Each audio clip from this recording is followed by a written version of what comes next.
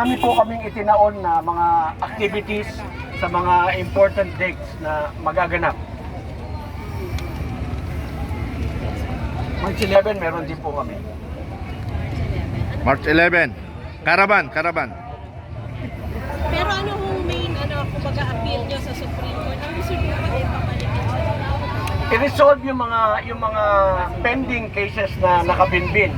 And we are sure kasi when they resolve these cases, maaaring maipabalik natin si dating Presidente Rodrigo Duterte dahil maliwanag naman po talagang merong kidnapping, maliwanag naman po talagang hindi dumaan sa ating legal system yung kanilang pagkidnap, pagbaba ng eroplano, nilipat nila ng eroplano, nilipat na nila sa labas. Pagkatapos, ang masama nito, iniwanan nila sa ibang bansa, walang aid, walang tulong galing sa gobyerno ng Pilipinas. Inabandon na nila yung Pilipino sa ibang bansa. Nag-iisa siya doon. Nakakagalit po yun.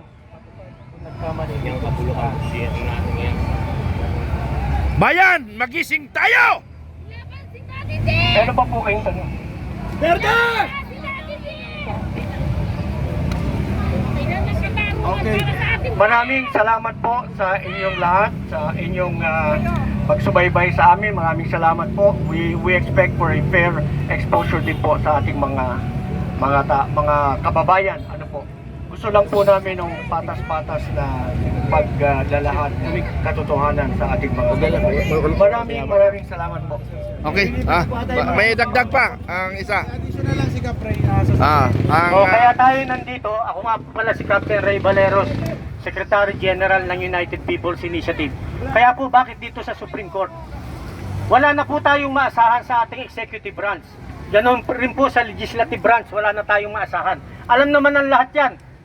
So dito ang huling bastion ng hope ng ating bansa, ang Supreme Court. Regardless kung ano ang magiging desisyon nila, kailangan resolbahin nila yung mga outstanding cases na nakapending rito sa kanilang sala. Hindi pwedeng walang tuldok ito. Yun ang hinihintay ng taong bayan.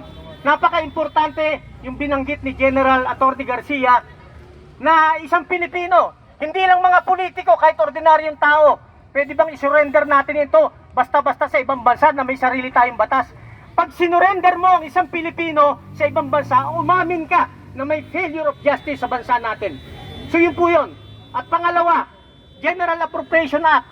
Kung inaksyonan ng Supreme Court last year, bago magtapos ang session ng lower and upper house, sana hindi na naulit yung anomalya sa General Appropriation Act sa 2026.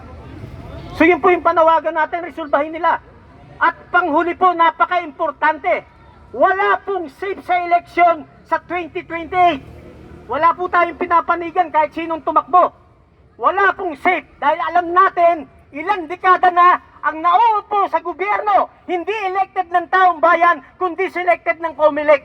Hustisya para sa bayan! Hustisya! Kaya kailangan, bago dumating ang 2028, maitama natin ang proseso. Yung diabolical process sa COMELEC, matanggal na yan. Yung mga bayaran dyan, wala tayong maiupo na talagang elected ng taong bayan. Walang safe sa election sa 2028 kahit anong partido mo. Kung sino ang malaking ibibigay, kung sino may mandato, yun ang mananalo.